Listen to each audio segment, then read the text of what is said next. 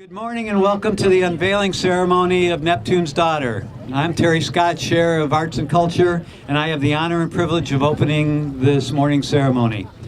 Throughout this ceremony this morning you will be hearing from sculptor Lisa Reinertson, our Mayor Elizabeth Patterson, special guest members of the Benicia Choir, former Vice Mayor and current Council Member Steve Young, the incredible benefactors and financial sponsors of this wonderful sculpture, David and Annette Batchelor, and David Dodd, Head of Library and Cultural Services. All of these folks are here today to thank the myriad of people who made today possible. Given all those future thank yous, I will keep my thank yous very brief.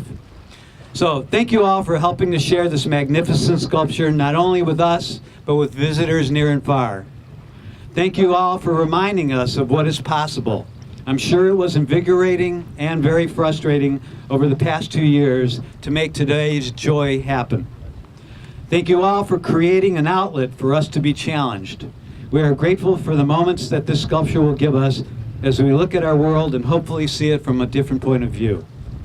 And finally, thank you all for helping to create this. Art can speak things that can't always be said in words. Through your support, your craft, your time, your funding, you have created a legacy that will live on as a testament that is possible. You have collectively made Benicia a more beautiful place to live. Speaking of Benicia and beautiful, I have the privilege now to announce Annabelle Marie and the Benicia Children's Choir. Annabelle?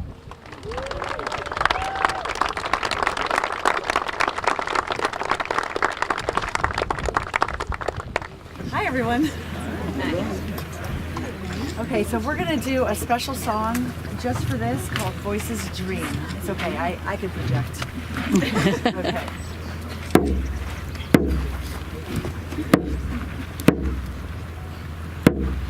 Voices dream, voices calling, voices awaken the night.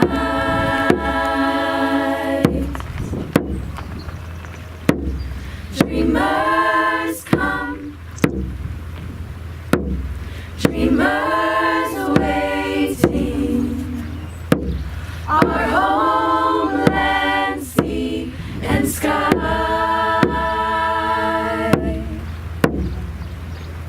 En nomine Spiritus Sancti, liberanos lux eterna. Spiritus Sancti, Spiritus Sancti, dona nobis pacem.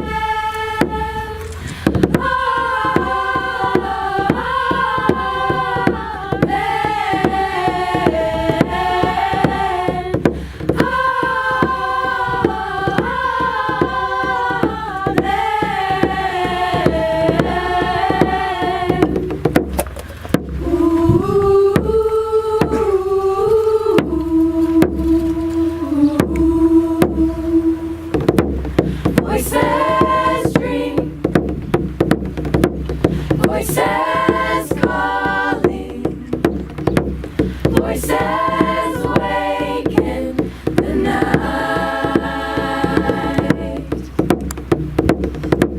Dreamers come,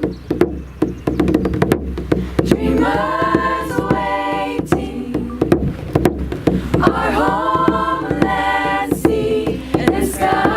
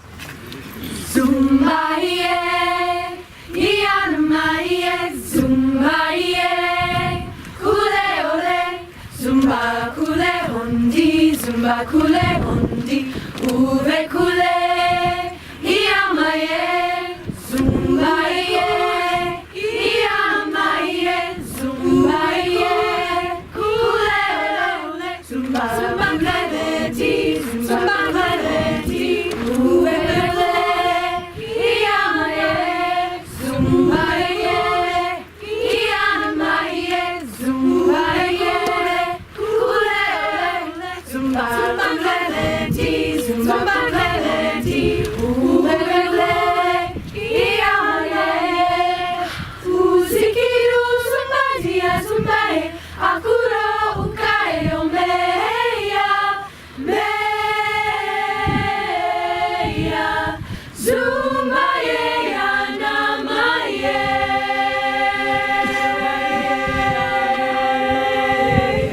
zumba ye iyamaye zumba ye kule ule zumba zumba kaleti zumba kaleti ube kule iyamaye zumba ye iyamaye zumba ye kule ule zumba zumba kaleti zumba kaleti ube kule iyamaye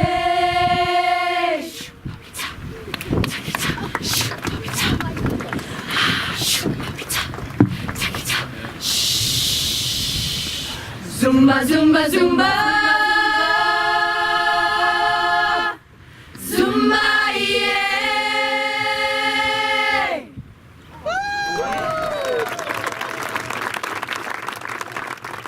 Thank you. Thank you very much. I'd like to introduce Mayor Elizabeth Patterson, whose support throughout this entire process has been unwavering. If we would not have had the support of Mayor Patterson, we never would be here today. So I would like to turn over the mic to Elizabeth to give us a few comments. Thank you very much. Thank you, Terry. That's very kind indeed. So I think Queen Elizabeth wears a scarf in these situations, and I can't keep a hat on, so I'm going to try to do this. First of all, I want to thank Annabelle Marie and the Voices of Rowena. Share with me another round of applause.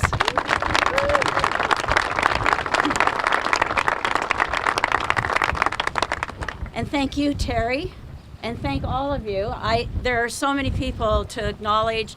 I know that Steve Young is going to do a great job, and I just want to mention that I am incredibly grateful for this gift from Lisa Reinertson and all the contributors, including the bachelors, Terry Malka and his legal assistants, David Dodd and his ability to marshal staff together and help make this happen. So we are celebrating a most remarkable event here in Benicia. And my heart is soaring like an eagle, or is it a seagull or a pelican? Seeing this opportunity to unveil the sculpture of Neptune's daughter is an opportunity to celebrate so much that has come before us. And I want to share a few words about that. But before I do, I want to tell you that one of my favorite authors is Wallace Stegner.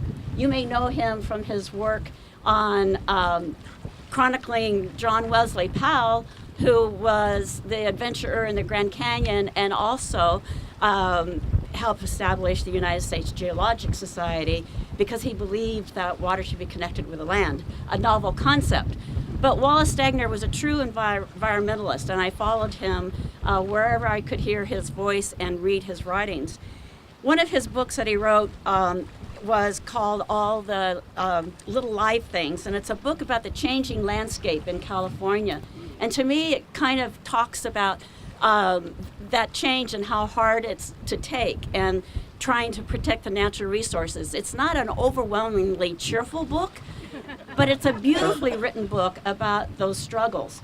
And so my gratitude to Lisa is the fact that she, through her art, is speaking to the same thing in so many ways.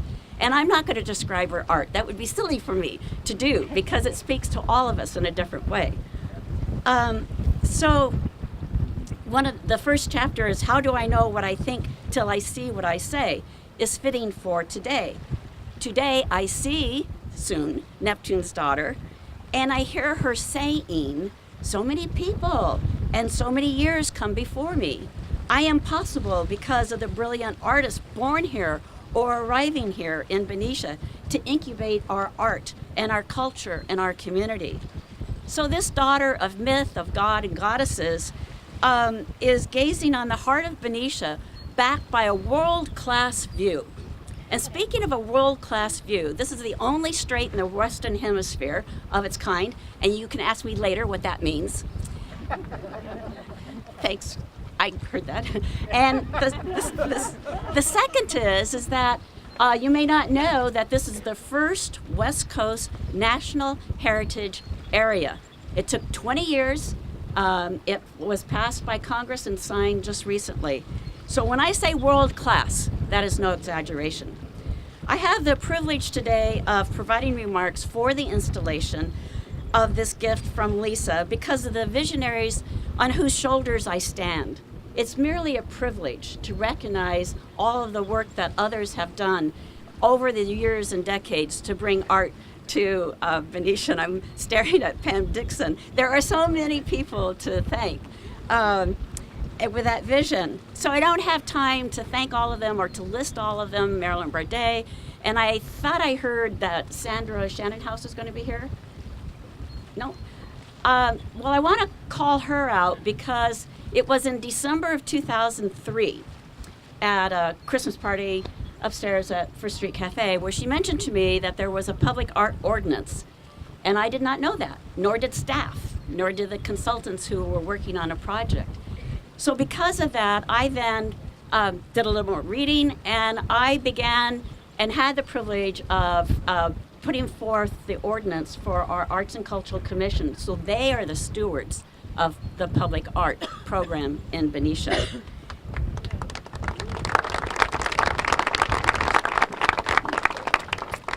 So I end my brief remarks with a quote from Buckminster Fuller by way of our videographer, Constance Bretel. Constance, wave your hand.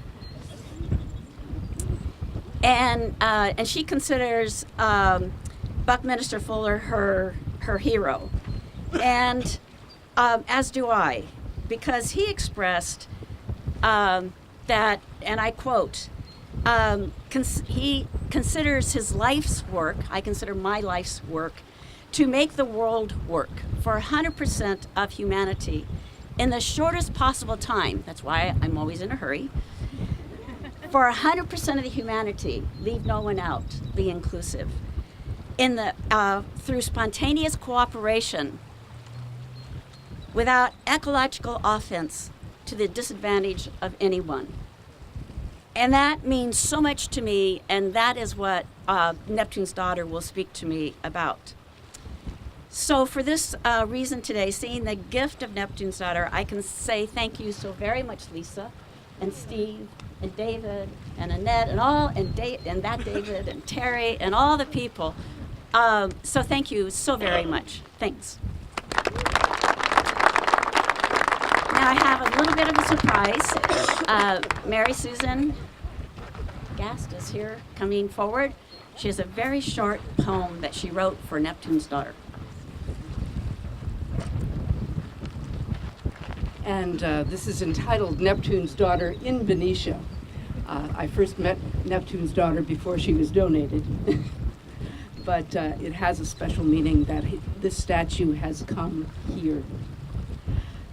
She stands with youthful calm and certainty, heir to the majesty of the sea, the realm of the deep. With firm embrace, she holds her charge secure. Oil-soaked feathers gleam, her scepter's jewels, heir to our clumsy care for the sea. Ocean's trust she'll keep. Thank you. Thank you very much. The next speaker is Steve Young. I want to just relate a short story. About two and a half years ago, I get a telephone call and comes up Steve Young, and I'm going, why is the councilman calling me? At that point, I was just really getting deeply involved in arts and culture. And Steve invited me to his beautiful home. And he sat down and we started talking, and he says, I've got this incredible idea. There's this sculpture that I had seen at an Arts Benicia show. I had seen, and he was relating about it. And he said, let's find a way. There's got to be a way that we can bring this sculpture to the city of Benicia. That he had a vision that allowed us to bring it into arts and culture, start the process, have the mayor's support, and then bring on the bachelors. So Steve is going to be the host of the ceremonies from this point forward. So without Steve's vision, we would not be here. So I want a special thank you again to Steve Young, and turn the microphone over to Councilman Steve Young. Thank you very much, Terry. Public art is the kind of thing that draws people, draws tourists, draws visitors, and it's incredibly important to local economies. And Benicia has so many artists that it seems natural that we try to expand our public art offerings.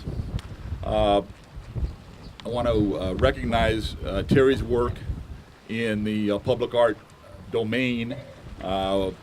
You've seen the painted signal boxes. You're starting to see murals around town. There's a lot of energy that's happening around this topic. I want to say a little bit about Lisa.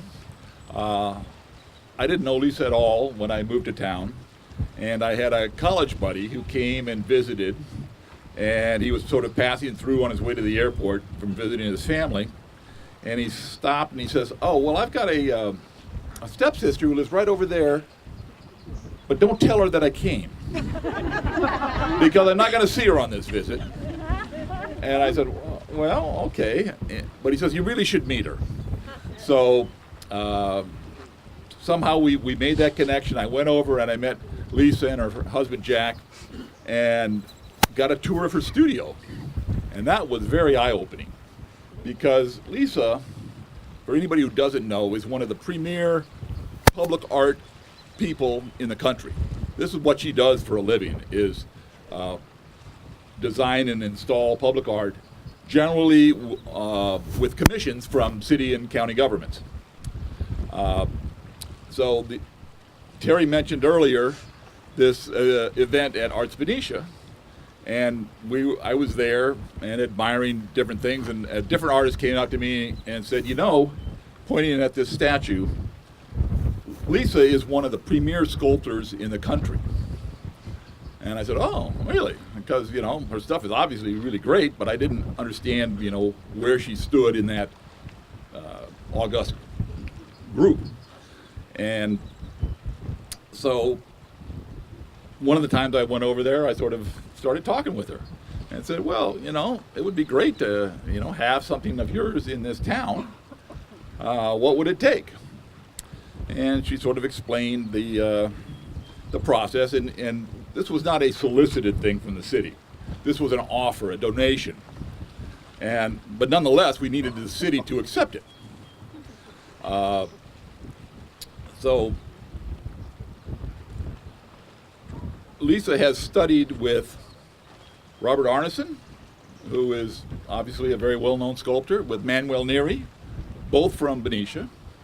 So she's sort of carrying on this tradition. And she's a remarkable sculptor, and you should probably go to her website, lisareinertson.com, and just check it out. Not that anybody could probably afford any of her work, but it's fabulous stuff. And I'll say a little bit more about the project and the process as we move on. But at this point, I want to introduce the artist, Lisa Reinertson.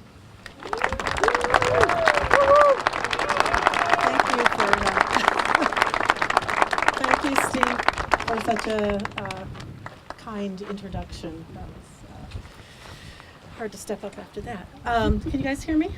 I can't hear myself.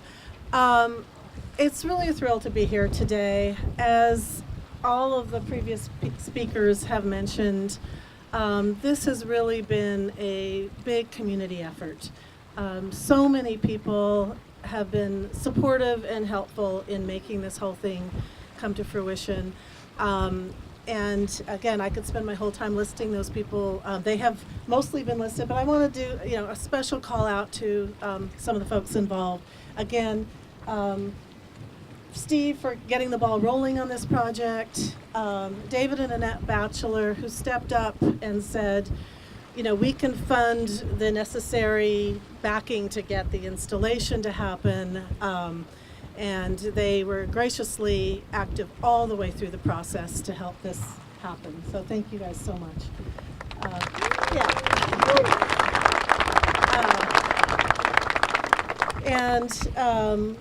Terry Scott he was involved in the beginning of getting this thing going, and then took on this whole event that we're doing today. So thank you so much, Terry, for handling that. There's another Terry involved here, Terry Mullica, who donated his time and effort to get sort of the legal process to happen through here. Oh, there's Terry. Thank you so much, Terry. And the mayor, David Dodd, the city staff that worked on pulling all this together. So I don't want to forget anyone, but I really appreciate everybody who has been part of making this happen. I wrote some notes, but I'm going to see if I can wing it here. I've had a lot of people ask me about, what inspired the sculpture. It's a little interesting as an artist because you want to for me, because I generally want the art to speak for itself. And each person is going to have their own reaction and feelings in response to looking at a work of art. But for this particular crowd this morning, you will get the word from the artist.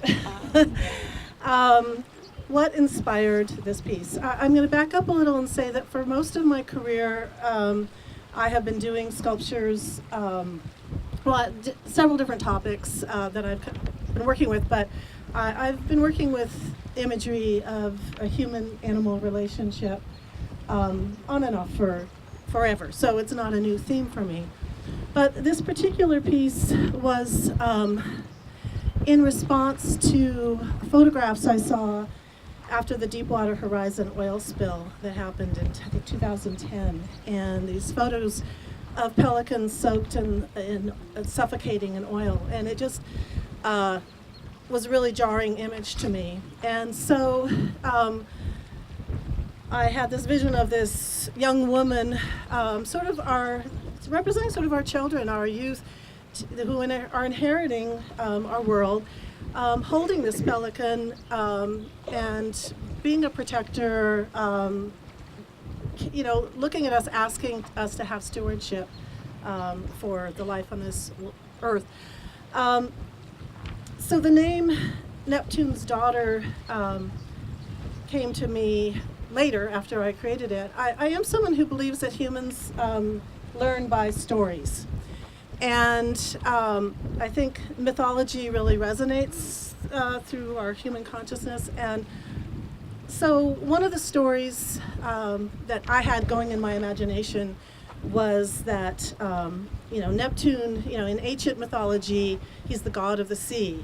And it would be all of his creatures of the sea, the whales, the fish, the coral, the seabirds, that are being impacted by things that we do that are messing with the environment. And so I had this sort of imagination of one of his children, coming to the shore and saying, hey, why is this happening? And, kind of looking back at us to say, please look at what's happening. And again, this is my own personal narrative that inspired this, but I have a second story. And this is a story of hope, and it's a story that has to do with pelicans. Some of you may know this story and some may not, but when I was young, pelicans were going extinct. And for about 20 years, their numbers were plummeting, and people didn't know why. And they discovered that their eggshells were becoming very thin, and the mothers were crushing them. And I think it was in the year 1970, only one chick survived, that was known, of the California brown pelicans. And scientists discovered that it was the pesticide DDT that was causing their eggshells to become thin like this. Subsequently, when humans got, oh, this is the cause, this is what's happening, they banned DDT. And we humans, when we understand what's happening and know that we can do something about it, we rescued pelicans from really edge of extinction. And today their numbers are over 70,000 brown pelicans, California brown pelicans that we have here. So this is a story of hope. It's a story that we really can make a difference if we're understanding what's happening and we're inspired to. And so I guess I just want to say that I want that story of hope to resonate with all of us, and think about our children and their children.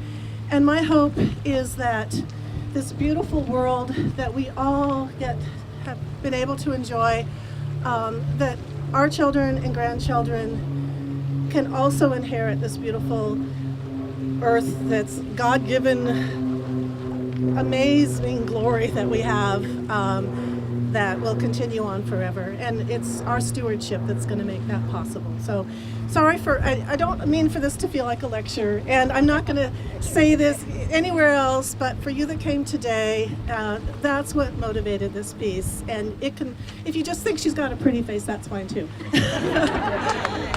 So on that note, I am going to unveil her, and well, first I'm going to invite the amazing Vowina Choir to come back up here, and once they come up, I will unveil the sculpture. Vowina, you guys are making this the most wonderful event.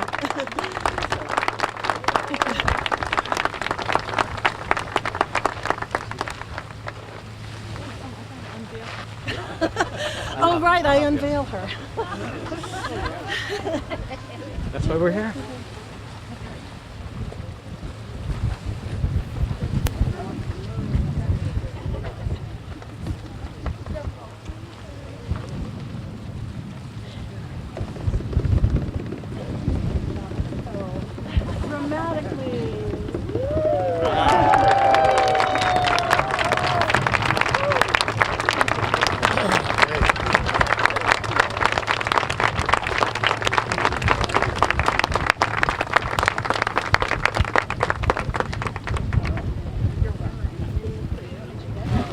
Live the story of faith, hope, and glory. We are Benicia, the journey makes us one. Live the story of faith, hope, and glory. We are Benicia, the journey makes us one. The journey makes us one. Unidos usabuni, siyama uniti etahad, lienka nakakaisa. United we stand. Live the story of our faith, hope, and glory. We're Benicia. We are Bowina. The journey makes us one. The journey makes us one.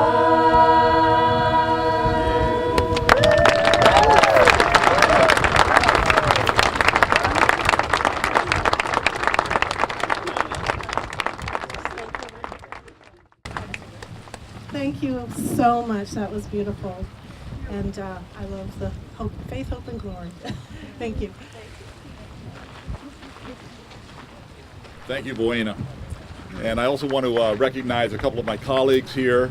Vice Mayor Christina Strawbridge I saw earlier, over here, and Council Member Lionel Largaspada. And former Council Member and Vice Mayor Mark Hughes. So Oh, Tom is here. Oh, he's hiding as per normal.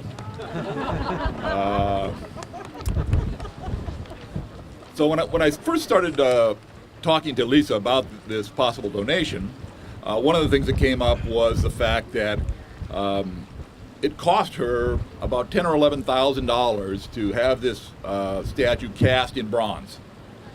And I was thinking, well, this is something that's worth a lot more than $10,000 or $11,000. Let's figure out a way to at least pay her back for her costs.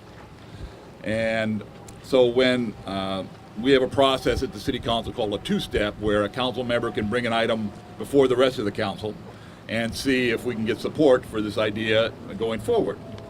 So I went to the council under this two-step process, and it was partly to have the city accept this donation, and partly to see if the city would be willing to provide the $10,000 to pay Lisa back for her costs.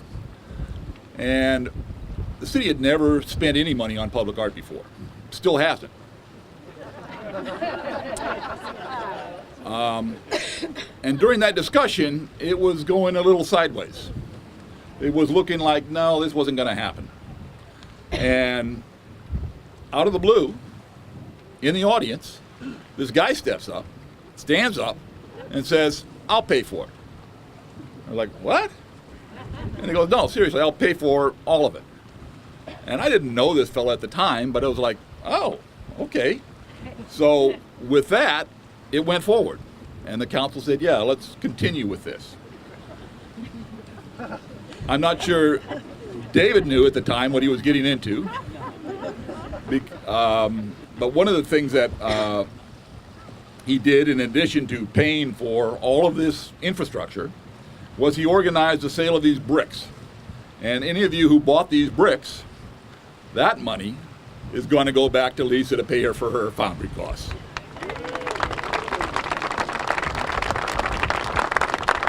So thank you everybody who bought a brick, and particular thanks to David and Annette Batchelor, who right behind Lisa was most responsible for making this happen.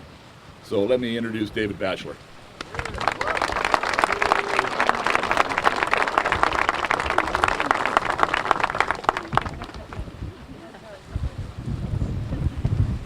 So, can you hear me okay? Yep. Just so you know, the humor of Steve is about, as he was walking up to the podium, he says he was going to tell a small joke. And then all he did is introduce me. And my wife, when I was on the way here, she said, don't try to be too clever or too intelligent, just be yourself. So, let me start by announcing what I think is important. Is Mom here? Yes. Love you, Mom. Love you, Mom. So, when was the last time you did something for the first time? Well, taking this on was our first time. Annette and I and a lot of our friends that are here today are always trying to find ways to help the community. David, keep it up. Can you hear me okay? All right. So we've been asked many times, sorry, my notes are flying around. We've been asked many times, why do we choose this particular project? Well, first we were introduced to it by the city and by Steve, which then also introduced us to Lisa. And we found that by learning about the statue, the beauty, and the meaning behind the statue as far as protecting our waterways and habitat, that we wanted to check to see what we could do to help. So we decided to look around at locations that we might put this at, and we looked at 9th Street naturally, end of 1st Street, and we came across this property where Joe Lopez donated to us. This had to be the spot. And this was the photo op. This is where it had to be. So we shared the idea with a few friends, close friends, which are here today, including the Pastime Grudge and the Native Sons. You guys are here, right? These guys are always, without hesitation, here to help anything that we ask to help for their support. So I just want to make sure that we thank them properly. So, other thanks, Steve. Thank you again for the introduction to Lisa and to the amazing artist. Lisa, for being an amazing person that you are, and the artist that you are, and for gifting this to the city. for Joe Lopez for giving us this property and this land and helping to support this project. Benicia Arts Community and Terry Scott right here that did all this work to bring this all together and helped us through the process the entire time. To Annabelle for singing and bringing your choir here. To the City Council and all those that work behind the scenes to create the legal documents, the permits, to make sure that this statue and a meaning behind it is caretaken for many lifetimes to come. And for Harold Brave from Ashley doing the installation. Okay. I think we all have a common bond, which we all try to enhance your quality of life and the desire to live and play within a safe community. I just want to finish by sharing how grateful we are. Grateful for all of our friends and grateful for everyone that continues to make Benicia unique and sophisticated and yet a boutique community that we all call our hometown. Thank you.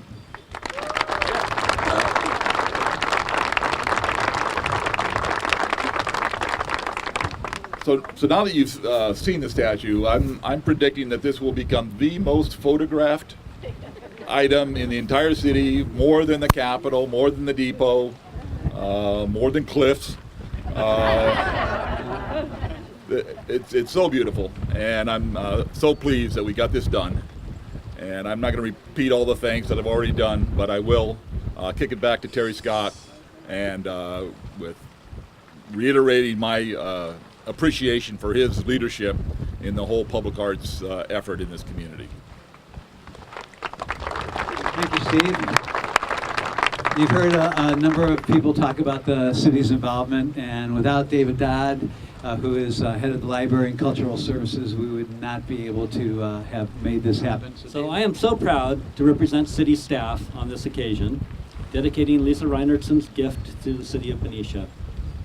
She and I stood on this spot on March 19th of last year and thought, this looks like the place. Many staffers throughout several departments worked to facilitate making Lisa's vision a reality, and I stand here today to honor them.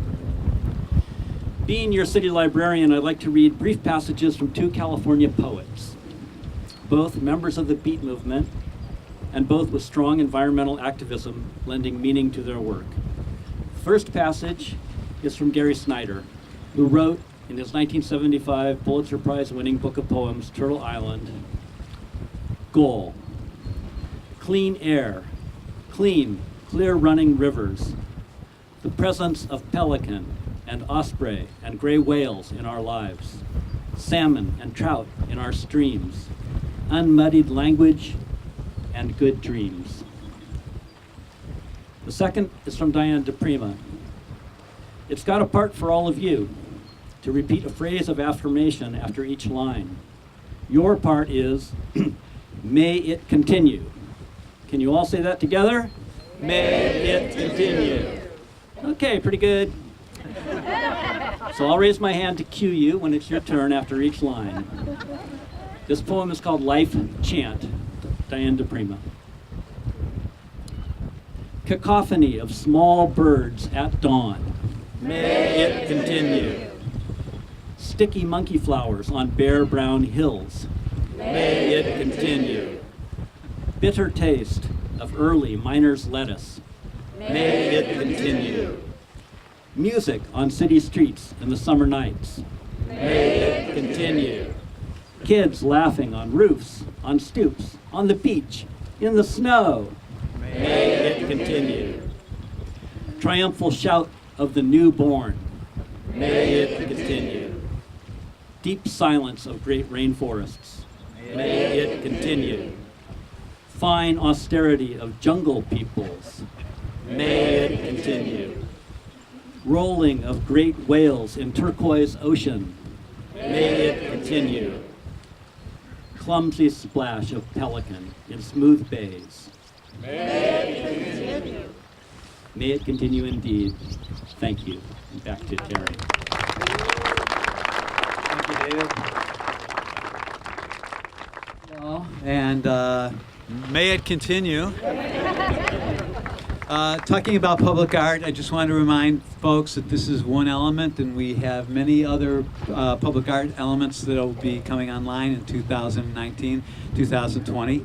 And I want to remind everyone that public art helps us think about our world in ways we don't usually think of on an on an everyday basis. Public art calls attention to something people feel is important in our society. It creates long-lasting legacies of our society. This time-honored tradition of creating public art that excites us, challenges us, evokes emotions, has come to fruition today as we dedicate Neptune's daughter and welcome her to Benicia. Again, a final thanks to all of those who have made this legacy happen. As Steve Young just said, this will probably be the most photographed area in Benicia. So thank you all for coming. There's a reception in the Tannery building that you all are welcome to. So thank you all for coming, and again, welcome to Neptune's daughter. So